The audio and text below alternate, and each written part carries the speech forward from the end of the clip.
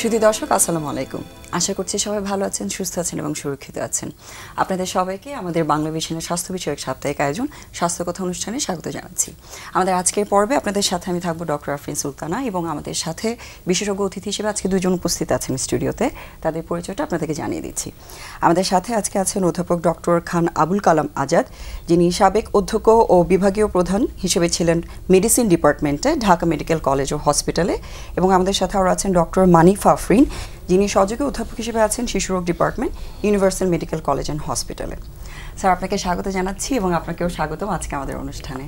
জি, আর দর্শক আমাদের সাথে মেডিসিন স্পেশালিস্ট এবং শিশুরোগ বিশেষজ্ঞ দুইজনই আছেন। আপনাদের প্রশ্ন থাকলে সেটা আপনারা আমাদের জানাতে পারবেন অবশ্যই স্ক্রিনে দেখানো নাম্বারে, এবং ফেসবুক লাইভেও যুক্ত থাকতে পারবেন।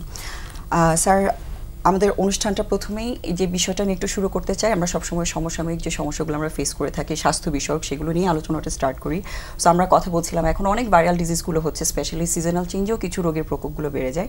সো এখন কমন কী কী ভাইরাল ডিজিজেসগুলো বাংলাদেশে এক্সিস্টিং আছে, যেমন ডেঙ্গুর কথা আমরা শুনছি, আরও কিছু রোগও আছে। সো আপনার বিশেষজ্ঞ মতামতটা এই বিষয়ে সবার আগে জানতে চাই। ধন্যবাদ। আমরা তো ডেফিনেটলি এখন আমাদের ডক্টরদের সাথে সাথে আমাদের জেনারেল পিপলরাও কিন্তু অনেক ওরিয়েন্টেড হয়ে যাচ্ছে, তারা খোঁজ খবর রাখছেন। এবং আমি মিডিয়াকে ধন্যবাদ জানাই যে তারা ইমিডিয়েটলি যে সমস্ত ডিজিজগুলো ফ্লেয়ার করে বা ইমার্জ করে বা রিইমার্জ করে সেগুলো জনগণকে জানাবার জন্য তারা চেষ্টা করেন। আপনাকে এই জন্য আমি ধন্যবাদ জানাই। আপনি দেখেন যে কোনো আপনার মৌসুম যখন চেঞ্জ হয়, সিজন চেঞ্জ হয়, তখন কতগুলো রোগ বেশি হয়, আবার কিছু রোগ আপনার কমে থাকে। আমরা একসময় বলতাম যে শীতকালে মানুষের স্বাস্থ্য ভালো থাকে, রোগ টোগ কম থাকে, কোনো অসুবিধা নেই, একটু সামান্য একটু ঠান্ডা ঠান্ডা লাগতো, তো সেটা দিয়ে আবার তারপর ঠিক হয়ে যেত। It was like that once upon a time. কিন্তু দেখেন কিছু আমাদের ব্যাকটেরিয়া সারা বছরই থাকে, কিছু ভাইরাস সবসময় এখন আমাদের দেখতে পাচ্ছি যে ভাইরাল ডিজিজ অনেক, এবং আপনার ফাঙ্গাল ডিজিজ, এবং আপনার প্যারাসাইটিক ডিজিজ, এবং কতগুলো আপনার অ্যালার্জিক, ইমিউন সিস্টেমের ডিস্টারবেন্স, ক্রনিক ডিজিজ, এগুলো সবই রয়েছে। জি, একটা সময় ছিল যে আমাদের ব্যাকটেরিয়াল ডিজিজগুলো খুব বেশি হয়ে যাচ্ছিল। যেমন মনে করেন যে ব্যাকটেরিয়াল ডায়রিয়া আমাদের একটা প্রবলেম ছিল, ব্যাকটেরিয়াল আপনার ইউটিআই, নিউমোনিয়া, টাইফয়েড জ্বর, টিউবারকুলোসিস, এগুলো নিয়ে আমাদের মাথা কামাতে হতো। ভাইরাল ডিজিজের মধ্যে আমাদের খুব ছোট্ট ছোট্ট দুই একটা চিন্তা করতে হতো। যেমন মনে করেন বাচ্চাদের ক্ষেত্রে রেসপিরেটরি সিনসিটিয়াল ভাইরাস, এটা একটা শীতের সময়ে কাজ করতো। আর আমাদের অ্যাডাল্টের ক্ষেত্রে রাইনো ভাইরাস এবং ইনফ্লুয়েঞ্জা ভাইরাস। আমাদের সময় টিচাররা বলতেন যে ইনফ্লুয়েঞ্জা, রাইনো ভাইরাস বা অন্যান্য ভাইরাস যেগুলো শীতকালে আক্রমণ করে, তুমি যদি ধরো তাহলে এটা যদি একটা রোগ, তাহলে 7 দিন, আর না ধরলে 1 সপ্তাহে শেষ। সো এটার জন্য কোনো চিকিৎসা লাগবে না। কিন্তু আমাদের 2000-এর পর থেকে কতগুলো পরিবর্তন আমরা আমাদের দেশে দেখতে পেয়েছি। আমাদের 2000 সালে ডেঙ্গি আসলো, এবং তারপরে দেখলেন যে ডেঙ্গি কিছুতে 2012 পর্যন্ত বেড়ে একটা নিচে ছিল। এরপরে দেখলেন যে 17-তে আমাদের চিকুনগুনিয়া আসলো, তারপরে 18-19 আমাদের আবার আপনার ডেঙ্গি আবার অনেক অনেক বেশি পেশেন্ট পাওয়া গেল, এবং 20 সাল থেকে আমরা কোভিডের সাথে ফাইট করছি। মানে ডিফারেন্ট টাইমে এক একটা রোগের সার্জ দেখা যাচ্ছে, এবং ভাইরাল ইনফেকশন গ্লোবালি সারা পৃথিবীতেই, এবং এটা এক একটা জায়গা থেকে রোগ আসে। এবং দেখেন যে এগুলো অনেকগুলো জুনোসিস ছিল, এবং একটা সময় দেখেন ইউরোপের মতো জায়গায় মাঙ্কি পক্স নিয়ে চিন্তা ভাবনা হলো। বাংলাদেশে আমরা আপনার মাঙ্কি পক্স নিয়ে সতর্ক থাকলাম যে মাঙ্কি পক্স বাংলাদেশে চলে আসবে। ফ্রান্সের মতো জায়গায়, ইটালির মতো জায়গায় মাঙ্কি পক্স ধরা পড়লো। এটা একটা আফ্রিকান ডিজিজ। এটার কারণ হচ্ছে যে মানুষ আগে এত বন্য ছিল না, বুনো ছিল না, কিন্তু বুনো প্রাণীকে মানুষের মধ্যে নিয়ে আসায় এই জুনোসিস যেটাকে বলে, আপনার বুনো প্রাণীদের অসুখগুলো কিন্তু মানুষের মধ্যে চলে আসছে, মানে অ্যানিমাল থেকে হিউম্যান বিং এ ট্রান্সফার হচ্ছে। আপনি কোভিড এর কথাই ধরেন, এই corona virus was not a human disease, এটা তো আপনার বানরের রোগ ছিল। সেখান থেকে আপনার কি বলে আপনার যে নেকড়ে বাঘের রোগ ছিল, শিয়ালের রোগ ছিল, সেখান থেকে মানুষ নিয়ে আসলো আর্মাডিলোর রোগ ছিল।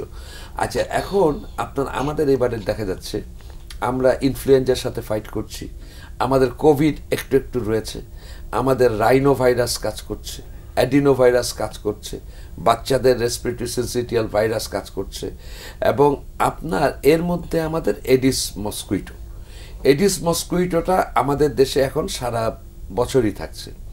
আগে আমরা বুঝতাম যে এডিস খুব শহর কেন্দ্রিক একটা নিজের সভ্যতা তৈরি করে, নিজের বসবাস তৈরি করে, কিন্তু দেখেন বাংলাদেশের প্রত্যন্ত অঞ্চলে সমস্ত উপজেলায় এডিস মশার উপদ্রব দেখতে পাচ্ছি, because of travellers. People are migrating from one place to another, যারা যাচ্ছেন এক জায়গা থেকে আরেক জায়গায় যাচ্ছেন, যার ফলে ডেঙ্গু আসলো। এই বছর ভেরি ইন্টারেস্টিংলি 17-র পরে আবার আমরা একই রকমভাবে চিকুনগুনিয়া পাচ্ছি, এবং ফর দ্য ফার্স্ট টাইম আমরা এই একই মশা দিয়ে বাহিত আরেকটি ভাইরাস, যেটাকে বলে জিকা ভাইরাস, এই জিকা ভাইরাসটাও বাংলাদেশে আমরা পাচ্ছি। অর্থাৎ একই মশা দিয়ে এই যে আপনার 3টা ভাইরাস, যে আপনার ডেঙ্গি, চিকুনগুনিয়া এবং জিকা ভাইরাস, এই 3টের উপদ্রবী আমাদের বাংলাদেশে এখন আমরা দেখতে পাচ্ছি। ঢাকায় আমরা অনেক এটা ডায়াগনোস করেছি। আমরা যদি বলি আপনাকে এলাকা ভিত্তিক, শনি রাখড়া থেকে জুরাইন দিয়ে, স্বামীবাগ, গোপীবাগ দিয়ে এইদিকে আপনার ওই যে খিলগাঁও, এই দিকটা ছিল আপনার চিকুনগুনিয়ার দখলে। আর আপনার বনানী থেকে মোহাম্মদপুর, রিজিওনাল কিছু প্রভাব এর মধ্যে দেখা যাচ্ছে। বনানী, মোহাম্মদপুর, ধানমন্ডি ছিল হলো আপনার জিকার দখলে, আর ডেঙ্গু সামগ্রিক বাংলাদেশে। এই জিকা ভাইরাসটা আমরা কখনো ডিল করি নাই। জি স্যার, যেহেতু একটা নতুন একটা রোগের বিষয়ে আমরা কথা বলছি, বা যেহেতু এই রোগগুলো সম্পর্কে সাধারণ মানুষের নলেজ বা আমাদের সবারই একটু সচেতনতা বা নলেজ দুইটা একটু কম, আর একটু ইলাবোরেটলি আপনার কাছ থেকে জানতে চাইবো। তার আগে ডক্টর মানিফ আফরিন, আপনার কাছে একটু যেটা জানতে চাচ্ছি সেটা হচ্ছে সিজনাল রোগের ক্ষেত্রে স্যারও যেরকম বলছিলেন যে এরকম সময়টাতে বাচ্চাদের অনেক রোগও দেখা যায় অবভিয়াসলি। সো শিশু বিশেষজ্ঞ আসলে আপনারা যে রোগীগুলো দেখছেন, সেই বিশেষজ্ঞ হিসেবে কি প্রবলেমগুলো আপনারা ফেস করছেন এখনকার সময়টাতে বাচ্চাদের জন্য? ধন্যবাদ। এই শীতকালে আসলে বাচ্চারা বিভিন্ন রকম সমস্যা নিয়েই আসে। সবচেয়ে বেশি তাদের ঠান্ডা, কাশি, গলা ব্যথা এগুলোই বেশি থাকে। তাছাড়াও জ্বর, তারপরে এখন তো কলেরার কিছু প্রাদুর্ভাবও আমরা দেখতে পাই। আবার দেখা যায় যে কিছু ভাইরাল ডায়রিয়া, বিশেষ করে এই বছরে আমরা কিন্তু ভাইরাল ডায়রিয়াটা অনেক বেশি পেয়েছি, এবং জ্বরের সাথে এই ভাইরাল ডায়রিয়া নিয়েই বাচ্চারা সাধারণত পানি শূন্যতা নিয়েই হসপিটালগুলোতে আসছিল। তো বাচ্চাদের দেখা যায় যে পানির পরিমাণ তো আসলে শরীরে কম থাকে, ওদের মানে পানি খাওয়ার প্রবণতাটাও কম থাকে। সুতরাং আমরা যখন ওদেরকে ওরসালাইন কিংবা মানে পানি জাতীয় খাবারগুলো খেতে বলি, তখন দেখা যায় যে যে পরিমাণে আসলে তাদের মানে পানি শূন্যতা হয় সেই পরিমাণে তারা নিতে পারে না। তো এই সকল সমস্যার কারণে দেখা যায় যে বাচ্চারা অনেক বেশি পানি শূন্যতা এবং ডায়রিয়া, সামান্য জ্বর নিয়েও হসপিটালে আসতে হচ্ছে। তবে এছাড়াও এই সময় যেহেতু শীতের একটা মানে প্রাদুর্ভাব অলরেডি শুরু হয়ে গেছে, এই সময় ব্রঙ্কিওলাইটিস, আমাদের যে স্যার বললেন যে রেসপিরেটরি সিনসাইশিয়াল ভাইরাস দিয়ে যে রোগটা হয়, এই রোগের প্রাদুর্ভাব অনেক বেড়ে গেছে। আর বিশেষ করে যারা অ্যালার্জিক রাইনাইটিস অথবা ব্রঙ্কিয়াল অ্যাজমাতে ভুগছেন আগের থেকে, এদের এই সময় দেখা যায় যে অ্যাটাকগুলো বেড়ে যায়। সুতরাং এই সময়টায় আসলে বাচ্চারা যদি ঠিক মতো তারা খাওয়া দাওয়া এবং তাদের পুষ্টিটা ঠিক মতো রাখে এবং কিছু সাবধানতা অবলম্বন করে, তাহলে আমার মনে হয় এই রোগগুলো থেকে তারা কিছুটা হলেও রক্ষা পাবে। জি, যেহেতু ভাইরাল ডিজিজগুলোর কথা হচ্ছে, আমরা জানি যে কোনো এক্সট্রিমস অফ এজে যে কোনো রোগের প্রবণতা হোক বা সেটার ইফেক্টটা সবসময় বেশি থাকে, সেটা বাচ্চাদের ক্ষেত্রে হোক বা বয়স্কদের ক্ষেত্রে হোক। সো এই যে একটা সিজনাল একটা ভাইরাল রোগের একটা প্রকোপ এই সময়টা আমরা দেখতে পাচ্ছি, এটাতে আসলে বাচ্চাদের ইফেক্টটা কীরকম হচ্ছে, বা এটা থেকে সাবধান থাকার জন্য প্যারেন্টসদের কী করা উচিত?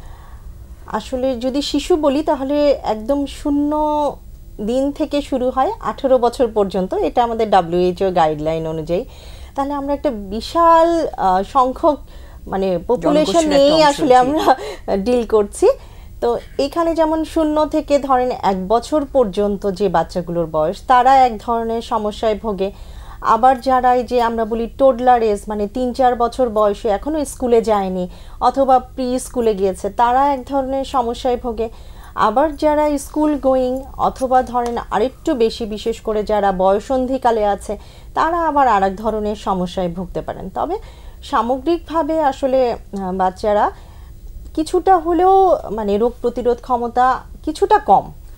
তো এই সময় যদি বাচ্চাদেরকে আসলে মানে যে ভাইরাস রোগ যেগুলো আছে সেগুলো থেকে যদি আমাদের প্রিভেন্ট করতে হয় অথবা তাদেরকে মানে সুস্থ জীবন দিতে হয়, তাহলে এখানে টিকার অনেক বেশি প্রভাব রয়েছে। যে টিকাগুলো আমাদের নর্মালি ইপিআই শিডিউল বলি আমরা, মানে সরকারি টিকা যেগুলো আছে একদম নিউবর্ন বাচ্চা থেকে শুরু করে নিউবর্ন বাচ্চা থেকে শুরু করে 15 মাস পর্যন্ত, এই টিকাগুলোর পাশাপাশিও কিন্তু আমাদের আরো কিছু টিকা দিয়ে নিতে হয়। বিশেষ করে কিছু কিছু বাচ্চা আছে একটু আগে বললাম যে যারা অ্যাজমাতে ভোগেন অথবা বারবার হচ্ছে রাইনাইটিস অথবা কোল্ড অ্যালার্জি এগুলোতে ভোগে, ওদের জন্য ইনফ্লুয়েঞ্জা ভাইরাস বলে একটা ভাইরাস আছে যেটা দিয়ে নিউমোনিয়া হওয়ার সম্ভাবনা অনেক বেশি হয়ে যায়।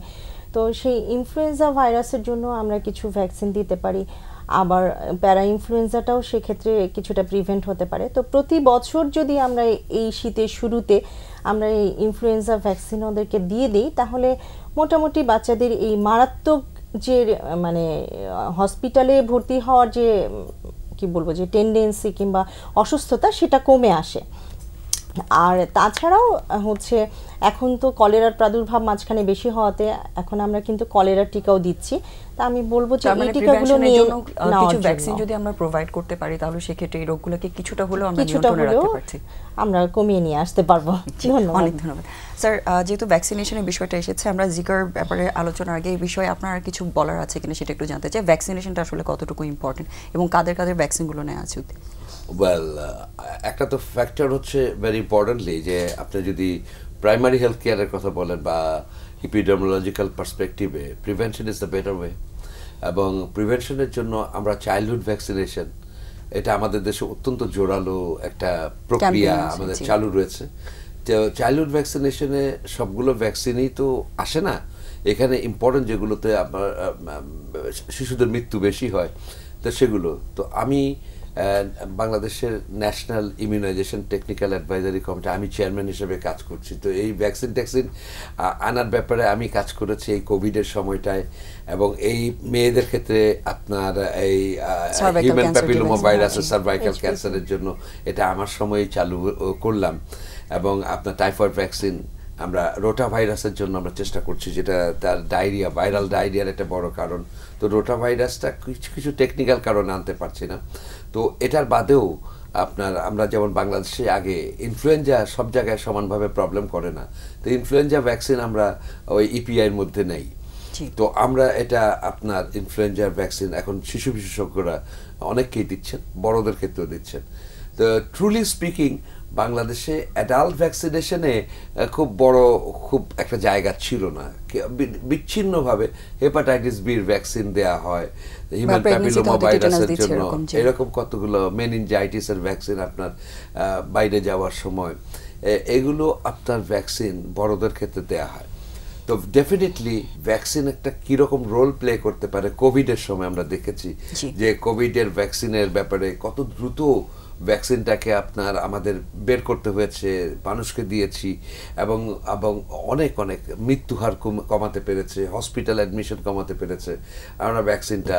কয়েকটা কোম্পানি, 4টা কোম্পানির কমপক্ষে আমরা ভ্যাকসিন ব্যবহার করেছি। একইভাবে আপনাকে আমি এখন ভ্যাকসিনের গুরুত্বটা বলতে চাই। যেমন ডেঙ্গি আমাদের জন্য একটা বিরাট হ্যাভক এবং বিরাট প্রবলেম। আপনার 4টা স্ট্রেইন রয়েছে, 4টা ভ্যারিয়েন্ট, ডেন 1, 2, 3, 4। এবং এই ভ্যাকসিনের জন্য এখন ইউএসএতে অ্যাপ্রুভড রয়েছে ডেং ভ্যাক্সিয়া, এবং সেটা ইউএসএ দিচ্ছে আমেরিকান পিপলের জন্য। কিন্তু সেটা কাদের দেওয়া হচ্ছে? যাদের পুরনো একটা ডেঙ্গি হয়েছিল তাদেরই শুধুমাত্র ডেং ভ্যাক্সিয়া দেওয়া যায়। আর ইউরোপে এবং আপনার অস্ট্রেলিয়া বা ল্যাটিন আমেরিকাতে, এশিয়ার কোনো দেশে, সেখানে জাপানের আবিষ্কৃত তাকেদার এটা যেটা আপনার কি বলে তাকেদা যে ভ্যাকসিনটা তৈরি করেছে সেইটা আপনার এই অঞ্চলে দেওয়া হচ্ছে। ইউরোপে একটা দেওয়া হচ্ছে, আমেরিকাতে একটা দেওয়া হচ্ছে। তো যার ফলে এই দুটো ভ্যাকসিনের ব্যাপারে আমার কথা হচ্ছে যে ডেফিনেটলি আমরা চাইবো যে আমাদের 4টা স্ট্রেইনকেই আমাদের কন্ট্রোল করতে পারে ডেঙ্গির।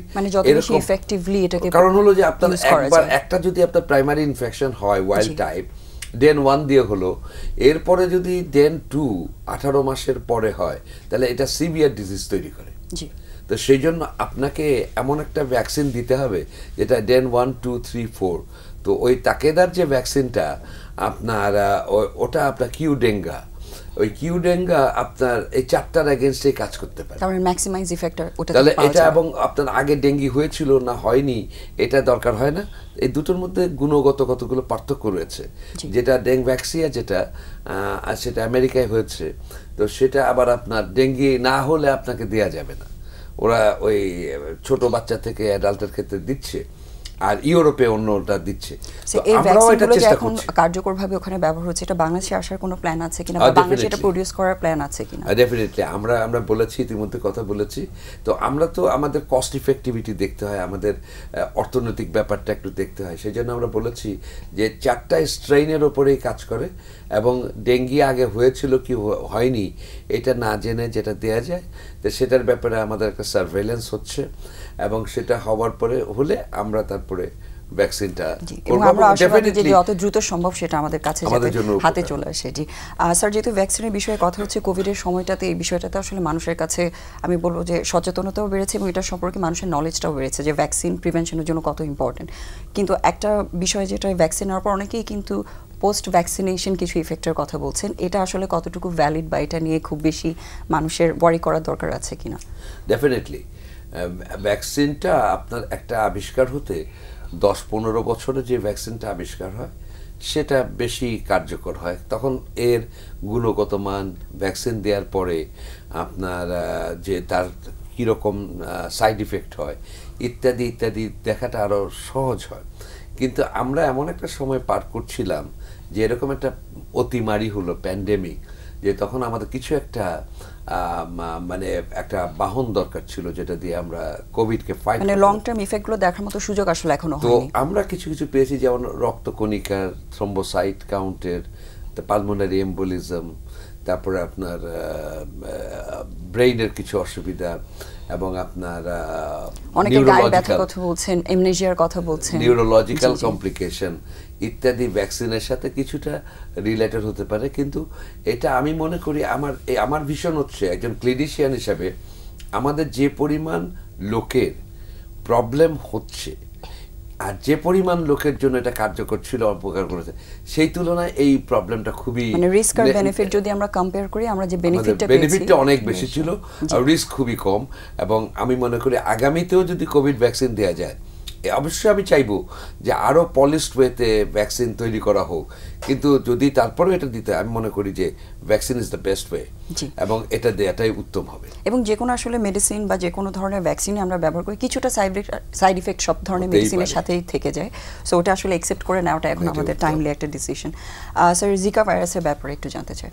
ওকে, দেখেন, জিকা ভাইরাসটা এটা প্রথম আবিষ্কার হয় এটা মানে আপনার 50-এর দশকে, 40-50-এর দিকে, 47, এটা উগান্ডাতে এটা আবিষ্কৃত হয়। এবং এটা ইট ওয়াজ এ প্রবলেম ইন আপনার আফ্রিকান অঞ্চলে, উগান্ডাতে প্রবলেম এবং ওই সমস্ত অঞ্চলে। কিন্তু পরবর্তী পর্যায়ে দেখা গেল যে এটা কিছু প্যাসিফিক আইল্যান্ডেও এটা প্রবলেম তৈরি করলো, এবং আমেরিকাতে এটা 12 সালের পরে ট্রাভেলারদের মাধ্যমে জিকা ভাইরাস ওখানে গিয়েছে, ইউরোপে, ইটালিতে প্রথম যায়। এবং আমাদের বাংলাদেশে আমরা খুব একটা এটা সম্বন্ধে জানতাম না। তো জিকার কথাটা গুরুত্বটা হচ্ছে এই যে একই সময় একই মশা এই 3টা ভাইরাসকে ক্যারি করতে পারে। আচ্ছা, ডেঙ্গি করতে পারে, চিকুনগুনিয়া করতে পারে, জিকা করতে পারে।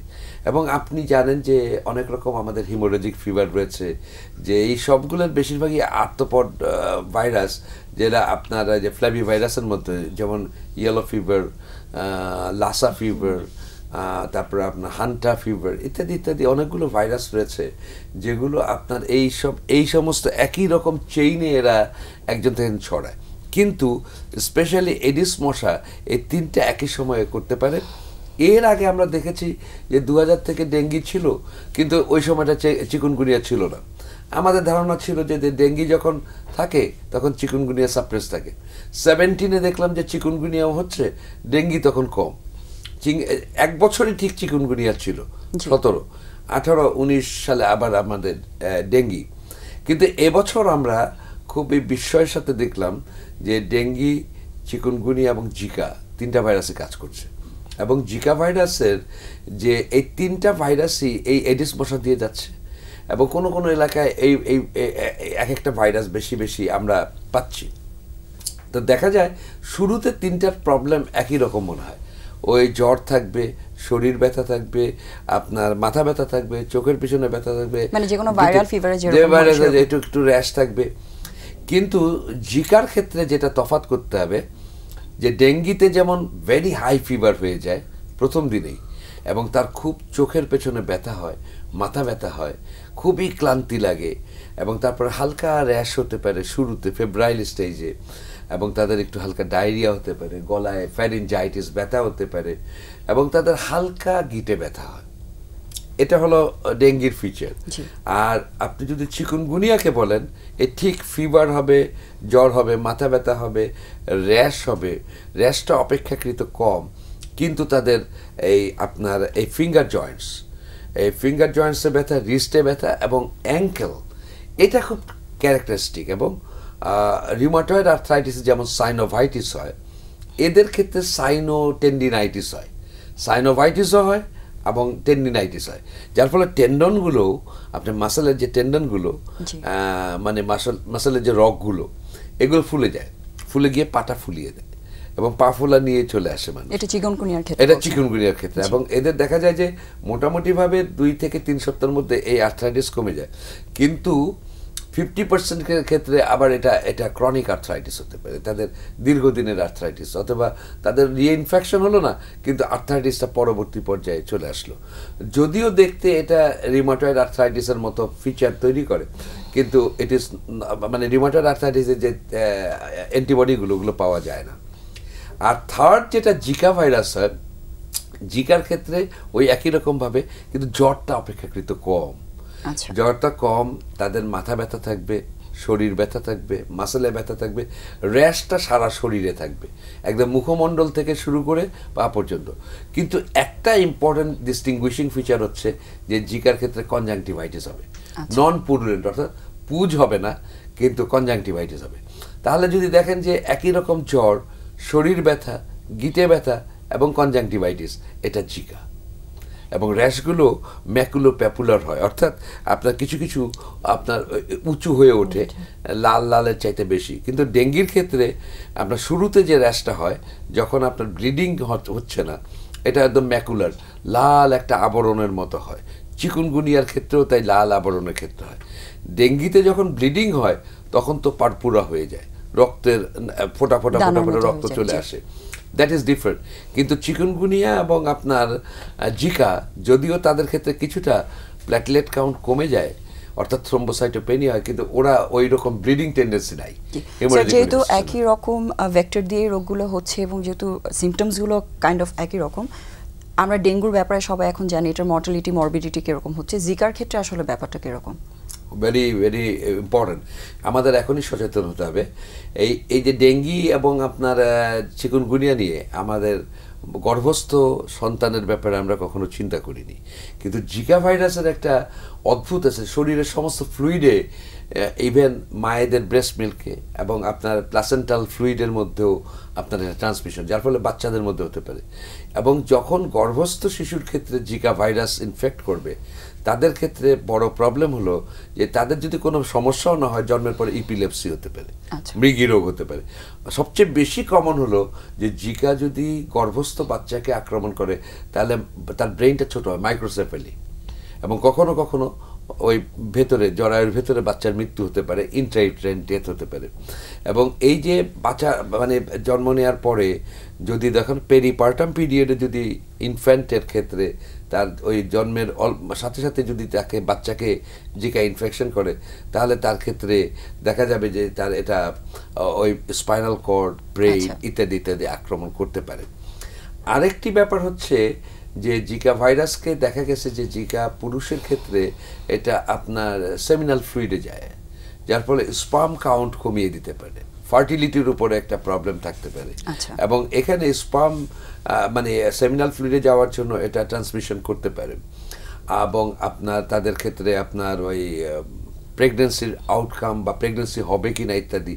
আর মেয়েদেরও আপনার জননেন্দ্রিয়র মধ্যে রসের মধ্যে ওই ভাইরাসটা জিকা ভাইরাস চলে যায়, এবং সেখানে ওখান থেকে আপনার বাচ্চা বা মেল থেকে ফিমেল পার্টনার আর কি যার, সেখান থেকে একজন থেকে আরেকজন ট্রান্সমিট করতে পারে, যার ফলে এটা খুব গুরুত্বপূর্ণ। এবং এটা আলটিমেটলি লং টার্ম ফার্টিলিটির ক্ষেত্রে কতখানি ইফেক্ট করবে, এটা এখনও কাজ হচ্ছে, এখনও বলা মুশকিল। তো যার ফলে এটা একটা। আরেকটা হচ্ছে যে ওরা আপনার ব্রেইন এবং স্পাইনাল কর্ডে, জিবিএস মানে পেরিফেরাল নার্ভের ক্ষেত্রে ওরা গিয়েনবারি সিনড্রোম করতে পারে, মানে স্নায়ুতন্ত্রের রোগগুলো আসলে যাদের স্নায়ুতন্ত্রের রোগগুলো অনেক বেশি হয় জি। এবং কখনো কখনো হার্টে একটু মায়োকার্ডাইটিস করতে পারে এবং আপনার কখনো কখনো কিডনির উপরে চাপ করতে পারে, লিভারের উপরে একটু চাপ তৈরি করতে পারে জি। এবং যার ফলে এই জিকার ক্ষেত্রে আমাদের এই গর্ভস্থ শিশুর ব্যাপারে আমাদের সতর্কতার জন্য এবং ভবিষ্যতে যে সন্তান ধারণের ক্ষমতা পিতা এবং মাতা দুইজনের ক্ষেত্রেই, এই জন্য জিকা ভাইরাসের ব্যাপারে আমাদের আগাম চিন্তা করা উচিত যে জিকা ভাইরাস প্রিভেনশন আমাদের করতেই হবে। জি অবশ্যই, এবং নতুন একটা রোগ যেহেতু এটা সম্পর্কে আসলে তথ্য মানুষকে জানানো অনেক ইম্পর্টেন্ট, যে এটার ইফেক্টগুলো কি হতে পারে এবং কেন এই জিনিসটা সম্পর্কে সচেতনতা আমাদের দরকার। অনেক ধন্যবাদ স্যার এলাবোরেটলি বলার জন্য। আমরা এখন একটা ছোট্ট বিরতিতে যাব, তারপরে এসে আবার আমরা আলোচনাগুলো করব। ততক্ষণ পর্যন্ত দর্শক আমাদের সাথেই থাকুন।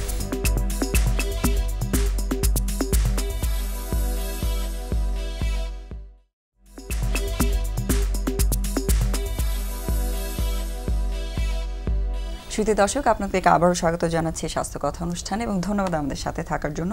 আজকে আমাদের সাথে স্টুডিওতে আছেন অধ্যাপক ডক্টর খান আবুল কালাম আজাদ এবং ডক্টর মানিফ আফরিন। ডক্টর মানিফ আফরিন, আপনার কাছ থেকে একটু বাচ্চাদের বিষয়ে যে সমস্যাটা আমার মনে হয় যে সব প্যারেন্টসরাই ফেস করে থাকেন, সেটা হচ্ছে স্বাস্থ্যগত বিষয়টা নিয়ে। এবং আমাদের দেশে একটা নর্মাল ধারণা যে কোনো বাচ্চা একটু যদি নাদুস হয় দেখতে সেটাই হেলদি। সো বেসিক্যালি হেলথের ডেফিনেশনটাকে একটা বাচ্চার জন্য এবং একটা বাচ্চাকে হেলদি রাখার জন্য প্যারেন্টসদের বা আমাদের সবার করণীয়টা কি, সে বিষয়টা একটু জানতে চাই। ধন্যবাদ। আমি প্রতিদিনই এই ধরনের সমস্যার সম্মুখীন হচ্ছি এবং বারে বারে এই সমস্যার সম্মুখীন হচ্ছি। বাবা মা সবসময় জিজ্ঞেস করেন যে আমার বাচ্চাটা সুস্থ আছে কি না, একটু বলেন। তো সুযোগ হলো বলার, আপনাকে অনেক ধন্যবাদ। তো আসলে যে বললাম যে শিশুরা তো একটা বিশাল পরিসর জনসংখ্যার কন্টেন করে, তো তার মধ্যে এই যে ছোট যে বাচ্চাগুলো জন্মের পর এদের সুস্বাস্থ্য হচ্ছে জন্মের সময় মা যদি মানে সুস্থ থাকেন এবং একজন সুস্থ বাচ্চা জন্ম দেন তাহলে, এবং তারপরই যদি মাতৃদুগ্ধ 6 মাস পর্যন্ত দিতে পারেন এবং সঠিক যত্ন নেন, তাহলে মোটামুটি এই সময়ে বাচ্চাগুলো সুস্থই থাকে। এবং সে একই সাথে যে টিকার ব্যাপারটা বলেছি, যে টিকাও তাকে নিতে হবে এতে পরবর্তীতে সে অসুস্থ না হয়। তো শুধুমাত্র যে ওজন বৃদ্ধি হচ্ছে এটাই সুস্থতার লক্ষণ তা কিন্তু না, কারণ আমরা বলি যে একটা জন্মের সময় বাচ্চার ওজন সাধারণত 3 কেজি থেকে এই 3.5 কেজি হলে আমাদের দেশে আমরা এটাকে সুস্থ বাচ্চা ধরে নিই। 2.5 কেজির নিচে যে বাচ্চাগুলো হয় তাদেরকে আমরা বলি যে এরা হচ্ছে অপুষ্ট বাচ্চা। আবার যারা 3.5 কেজি থেকে বেশি 4 কেজির কাছাকাছি হয়, সাধারণত আমাদের যে ডায়াবেটিক মায়েরা আছে তাদের বাচ্চারা এরকম 4 কেজির ওপরে জন্মগ্রহণ করে। তো এই ওজনটা তখনকার জন্য খুব জরুরি একটা ব্যাপার। তো আমরা যদি সেই সময় তাদেরকে কিছু নির্দেশনা দিই, যেমন ঠিক মতো দিনের মধ্যে 12 থেকে 14 বার তারা ব্রেস্ট ফিডিং করবে, তবে ব্রেস্ট ফিডিংয়ের মধ্যে অবশ্যই গ্যাপ থাকতে হবে। অনেক মায়েরা চিন্তা করেন যে বাচ্চা কান্না করার সাথে সাথেই তাকে বুকের দুধ দিতে হবে। একটা নবজাতক শিশু সে কিন্তু আসলে কান্না ছাড়া আর কোনো ভাষা জানে না। সুতরাং সে যদি মলমূত্র ত্যাগ করে, অথবা তার যদি ঠান্ডা লাগে, অথবা সে কোনো অস্বস্তি বোধ করে, পেটে ব্যথা হয়, সব কিছুতেই সে কিন্তু কান্না দিয়েই এক্সপ্রেস করে। তো সেই ক্ষেত্রে সবসময় যে বাচ্চা খেতে চায় তা না, একটা রুটিনের মধ্যে ফিডিং করানোটাই নিয়ম, এরকম না যে বাচ্চা কান্না করলে খাওয়াতে হবে। ফিডিং করাতে হবে এবং 2 থেকে 3 ঘন্টা গ্যাপ দিয়ে ফিডিং করাতে হবে। আমরা বলি যে মাতৃদুগ্ধের আবার দুটো অংশ, প্রথমে যেটা আসে আমাদের চিনির পানির মতো যে অংশটা পাতলা দুধ আসে, এবং পরবর্তীকালে যে অংশটা আসে এটা আমাদের স্বাস্থ্য গঠনের জন্য প্রোটিন সমৃদ্ধ অংশটা আসে।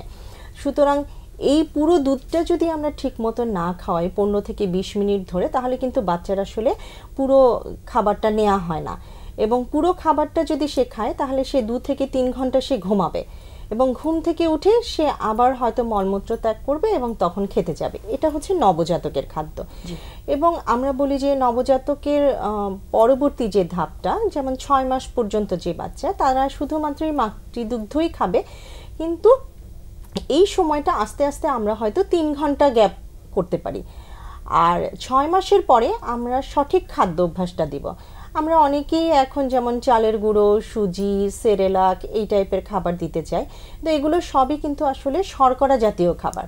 একটা শিশুর বৃদ্ধি এবং মানসিক বৃদ্ধি বলেন কিংবা প্রতিরোধ ক্ষমতা বলেন, সব কিছুর জন্যই আসলে আমাদের কিন্তু প্রোটিন প্রয়োজন এবং সাথে কিছুটা আমরা বলি যে তেল চর্বি এগুলো প্রয়োজন, তাহলে আমাদের যে খাবারটা হবে সেই খাবারটা আমরা সবগুলো পুষ্টিগুণ যাতে বলছি যে সমন্বিত খিচুড়ি থাকে। দিতে হবে। অনেক বাচ্চা আছে যারা খিচুড়িটা নিতে চায় না, সেই ক্ষেত্রে কিন্তু আমরা এই যেমন চাল, ডাল, তারপরে মাছ, মাংস, সবজি এগুলো দিয়ে একটা খাবার তাকে বিভিন্নভাবে করে দিতে পারি।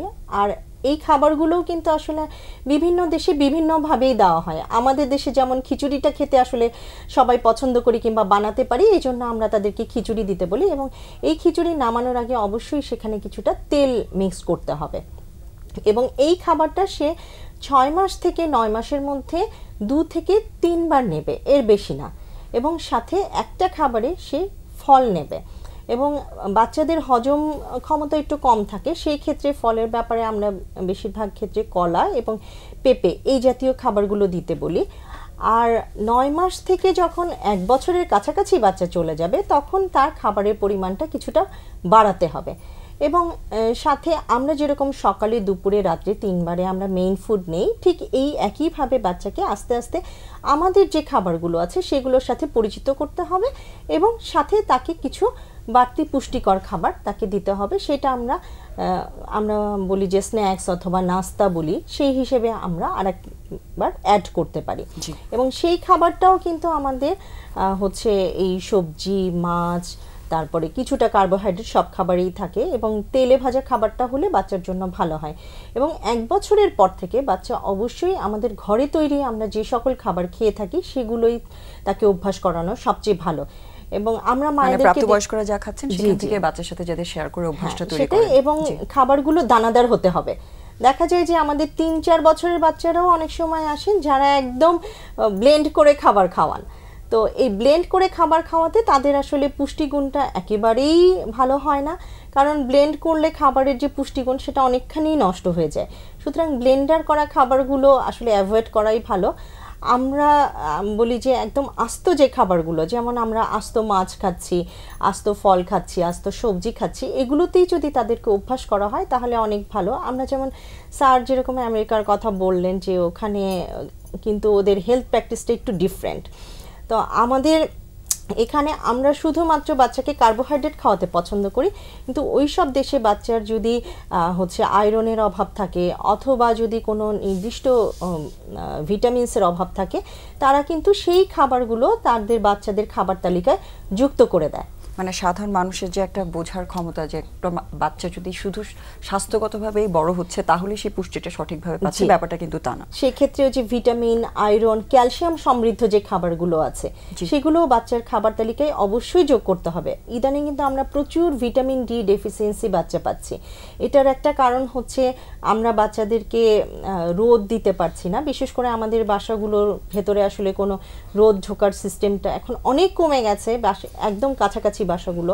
আর আমরা ওদেরকে মাঠে খেলতে নিয়ে যাই না, এবং মাঠে একটা বাচ্চা খেলা, ফিজিক্যাল এক্সারসাইজ করা তার কিন্তু প্রতিরোধ ক্ষমতা বাড়াতেও খুব সাহায্য করে, এবং তার খিদাও লাগে, এবং সে তখন যা সামনে তাকে দেয়া হয় বিশেষ করে দুধ, ডিম, কলা এগুলো কিন্তু সে তখন নিতে পছন্দ করে। জি, এবং হেলথের সাথে আমরা আরেকটা বিষয় জানি যে রেস্ট কতটুকু ইম্পর্টেন্ট, এবং এখন যে গ্যাজেটের প্রতি বাচ্চাদের যে একটা অ্যাডিকশন রয়েছে সেটা প্রিভেনশনের জন্য প্যারেন্টসরা কি করতে পারেন, খুবই ছোট করে 1-2 লাইন একটু বলতে হবে।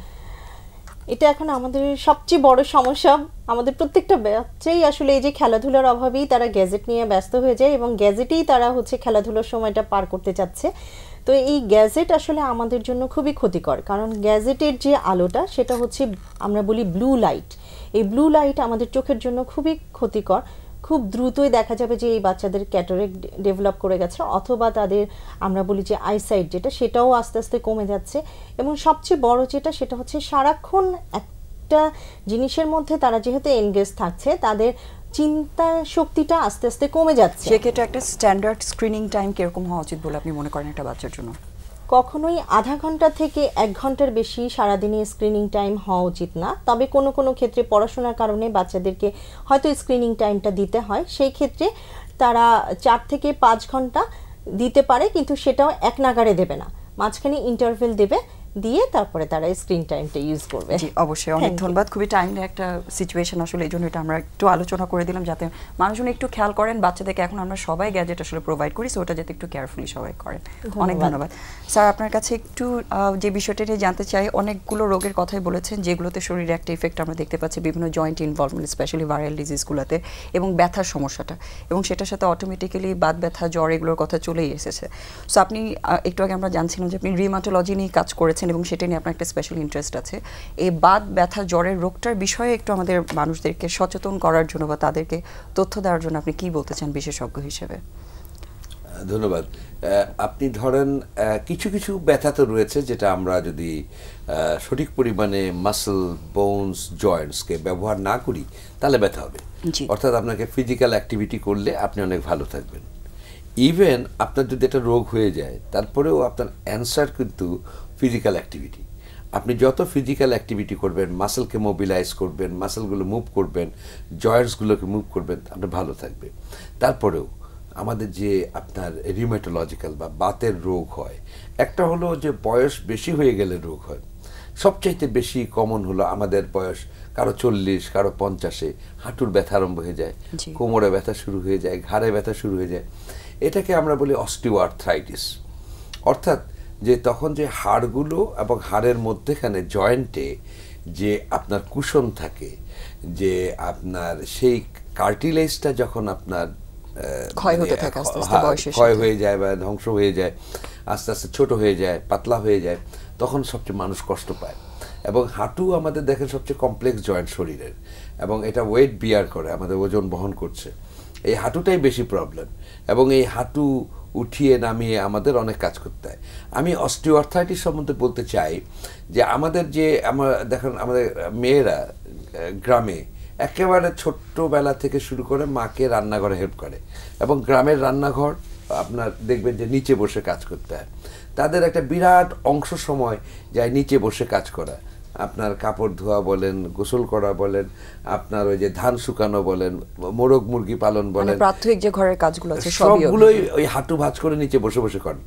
এবং দেখা যায় দ্রুতই তাদের হাঁটুতে ব্যথা হয় এবং তারা হাঁটু ভাঁজ করে কাজ করতে পারে। এবং দেখবেন যে টয়লেটগুলোও সেটা তো নিচু প্যান থাকে, সেখানেও পা ভাঁজ করে বসতে হয়। আমাদের স্টাডিতে হলো আমরা দেখেছি যে গ্রামে মানুষের অস্টিওআর্থ্রাইটিস বেশি তাড়াতাড়ি হয়, এবং তারা যেহেতু এই কাজগুলো করেন তাদের অস্টিওআর্থ্রাইটিস বেশি হয়। তো সেজন্য আমরা বলবো যে প্রিভেন্টিভ স্ট্র্যাটেজি যাওয়া দরকার। নাম্বার 1 হচ্ছে যে তারা খুব দীর্ঘক্ষণ এরকম পা ভাঁজ করে রাখবেন না, রেগুলার এক্সারসাইজ করবেন, হেলদি ডায়েট খাবেন, এবং আপনার যেগুলোতে আপনার একটু ভিটামিন ডি, ক্যালসিয়াম থাকে, এগুলো বোন হেলথকে ভালো রাখে, সেই জিনিসগুলো করবেন। এবং উনি হাঁটবেন, প্রচুর পরিমাণে হাঁটবেন, এক্সারসাইজ করবেন। এই কাজগুলো করলে অস্টিওআর্থ্রাইটিস কিন্তু দেরিতে হয়, এবং যদি কারো হয়েও যায় তাহলেও তাকে বেশি কাবু করতে পারে না, সেটা একটা ফ্যাক্টর। আর হয়ে যখন যাবে, হয়ে গেলে এখন আপনার ব্যথা হচ্ছে, মানুষ কি করে, ব্যথার জন্য আর মুভ করতে চায় না। এটাই হলো বড় প্রবলেম, এবং তাদেরকে আপনার ব্যথা কমানোর কিছু ব্যবস্থা নিতে হবে, এবং আপনার তাদেরকে রেগুলার একটা দরকার হলে লাঠি দিয়ে দিতে হবে, যে তারা লাঠি নিয়ে নিয়ে হাঁটবেন। তাদেরকে বিভিন্ন এক্সারসাইজ প্রোগ্রামে দিতে হবে, ফিজিক্যাল থেরাপি যেগুলো রয়েছে সেগুলো করলে তারা অস্টিওআর্থ্রাইটিস থেকে ভালো থাকতে পারবেন। এটা হলো বয়সের সাথে রিলেটেড। আর একটা বিরাট গ্রুপ রয়েছে যেটা হলো আপনার বলা হয় অটো ইমিউন, যেমন রিউমাটয়েড আর্থ্রাইটিস, এসএলই, এরকম গোটা অনেকগুলো 30-40টা রোগ রয়েছে যেগুলো অটো ইমিউনের সাথে জড়িত। যে তার মধ্যে রিউমাটয়েড আর্থ্রাইটিস, এসএলই, এটা মেয়েদের বেশি হয়, আর যেগুলো স্পন্ডেলো আর্থ্রোপ্যাথি সেটা পুরুষের বেশি হয়। তো এই রিউমাটয়েড এবং আপনার এসএলই এগুলো অটো ইমিউন রিলেশনশিপ বেশি, এবং সেখানে দেখা যায় যে মেয়েরা, একটা ইয়াং মেয়ে 12, 13, 14 বছরের মেয়ে, তার একটা এসএলই হয়ে গেছে, তার সারা শরীরে এফেকশন হয়, অথবা একটা 19-20 বছরের মেয়ে, তার আপনার রিউমাটয়েড আর্থ্রাইটিস, এবং এটা একবার হয়ে গেলে সারা জীবন চলতে হয়। তখন সেই জন্য কোনো মেয়ের বা ছেলের যাই হোক, যদি ইয়াঙ্গার এই যে এরকম আপনার দেখা যায় যে তাদের এরকম গিট ফুলে গেল, ব্যথা হচ্ছে, ফুলে গেল বা ফুলে নাও গেল, ব্যথা হচ্ছে, তাহলে দ্রুত ডাক্তারের কাছে যাওয়া উচিত। এবং ডাক্তার ওই গেল মাত্রই তাকে ব্যথার ওষুধ দিয়ে বিদায় করে দিল, তা না করে তার একটা পুরো ওয়ার্কআপ করা উচিত, জি যে এক্স্যাক্টলি কি রোগটা। একদম শুরুতেই রোগীকে বার করতে হবে যে কোন রোগটা হয়েছে, সেটা একটা প্রাইমারি ডক্টর, এটা একজন এমবিবিএস ডাক্তার আমাদের যারা বাইরে প্র্যাকটিস করছেন তিনি কিন্তু রিউমাটয়েড আর্থ্রাইটিসও জানেন, তিনি গাউটও জানেন, তিনি স্পন্ডিলোআর্থ্রোপ্যাথিও জানেন। তো তাকে সিমটোম্যাটিক কিন্তু ওষুধ দেবেন, কিন্তু তখনই ওয়ার্কআপটা করা উচিত। না হলে এটা কিন্তু আপনার রোগীর যে নিজের যে ধারণা, আত্মবিশ্বাস এবং এটার জন্য যে কেয়ার নেয়া, এটা নেয় না, ফলো আপে আসে না। এবং ঠিক সময়ে যে যদি আর্লি আপনি মনে করেন রিউমাটয়েড আর্থ্রাইটিস, আপনি যত দ্রুত ডিজিজ মডিফাইং ড্রাগ দেবেন এই অটোইমিউন প্রসেসটা কন্ট্রোল হবে, সাইনোভাইটিসটা কমে যাবে। তা আপনি সেটা দিতে হবে, তো সেটা দেওয়ার জন্য আপনাকে ওয়ার্কআপ করতে হবে, কাকে দিবেন না দিবেন। এবং আরেকটা কথা বলতে চাই যে আমাদের দেখা যায় যে কোমরে ব্যথা হয়েছে, এই যে আপনি একটু আগে বললেন সুন্দর করে স্পন্ডিলোআর্থ্রোপ্যাথি, যে কোনো কোমর ব্যথা হলেই হঠাৎ করে স্পন্ডিলোআর্থ্রোপ্যাথি হয়ে যায়। সবাই কিন্তু স্পন্ডিলোআর্থ্রোপ্যাথি, তার মানে প্রপারলি বুঝে কি কারণে সমস্যাগুলো হচ্ছে সেভাবে ট্রিটমেন্ট দিলে তখন এগুলো সেনসিটিভ ডক্টর ছাড়া এটা বের করা সম্ভব নয়। আর একটা গ্রুপ অফ ডিজিজ রয়েছে যেমন মেটাবলিক, যেমন গাউট, একটা গেটে বাত, সেই বুড়ো আঙুল ফুলে গিয়ে গভীর রাতে তীব্র ব্যথায় কাতরাচ্ছে, এটা একটা গ্রুপ। আবার একটা গ্রুপ রয়েছে যাদের মাসেলের ব্যথা, ফাইব্রোমায়ালজিয়া, মানে অনেকগুলো ভ্যারাইটি অফ ডিজিজ আসলে ইনক্লুড করে এই ধরনের সমস্যাগুলো করছে। জি স্যার, আমরা আসলে একদমই অনুষ্ঠানের শেষ পর্যায়ে চলে এসেছি। সো আমাদের অনুষ্ঠানটা আজকে এখানে শেষ করতে হচ্ছে। আপনাদের দুজনকে আবারও ধন্যবাদ জানাচ্ছি আমাদের সাথে থেকে আজকে স্টুডিওতে দর্শকদের মূল্যবান পরামর্শগুলো দেওয়ার জন্য, এবং দর্শক আপনাদেরকেও ধন্যবাদ আমাদের সাথে থাকার জন্য। আশা করি সবাই ভালো থাকবেন, দেখা হবে আবার আগামী সপ্তাহে।